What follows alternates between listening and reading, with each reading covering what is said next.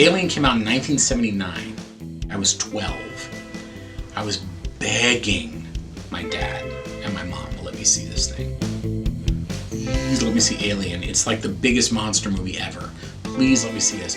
Oh, I don't know. It's a hard R. It's pretty gory. And I was like, please let me see it. I want to see it. It comes out of someone's body or something, right? I gotta see it.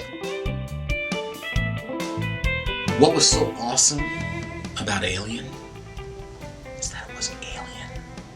It didn't look like anything we'd ever seen before. It didn't act or move like anything we'd ever seen before. It had chrome teeth, for God's sakes. It was an alien. When I was about 7 or 8, a family friend took me to see The Seventh Voyage of Sinbad, which is a fantasy film. The effects were done by Ray Harryhausen, who's a major legend in special effects. That movie just like pulled the rug out from under all my... I don't know how else to explain it. It was just kind of such an epiphany of like, this is what I want to do. I want to touch those monsters. I want to make those things. Like all children, you know, I had my kid fears, you know, the boogeyman and all that sort of thing, and was scared of certain things I saw in movies. But there's something about the mind of the artist I do believe is just a little more sensitive to those things than the average kid. It sticks in the mental sieve of kids who are destined to become artists.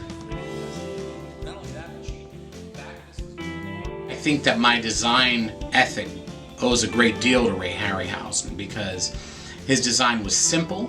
He combined animals in a very homogenized way. It didn't seem like, you know, an ostrich neck stuck on a turtle, stuck on an elephant body with crow feet. You know, it's in a fishtail. It seemed like one homogeneous creature. For me, it's not like I sit and think, I want this to look like a squid. I'm going to surround myself with pictures of a squid, and it will be squid-like. You know, it's kind of like, well, I want this thing to feel kind of like a mollusky, slimy, oozy thing. And I'll just kind of take elements of a you know, a nautilus, and take elements of a squid or an octopus or something.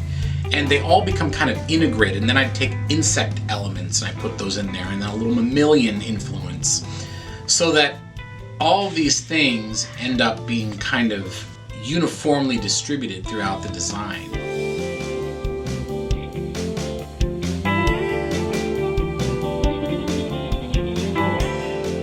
I think the thing that is most exciting when you get a chance to do something for a film is when a director says, just out of the gate, you know, I just want you to just read the description in the script and just do what you think is right.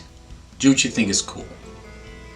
That's usually the most exciting part because I'm showing what I think it could be or should be or what have you.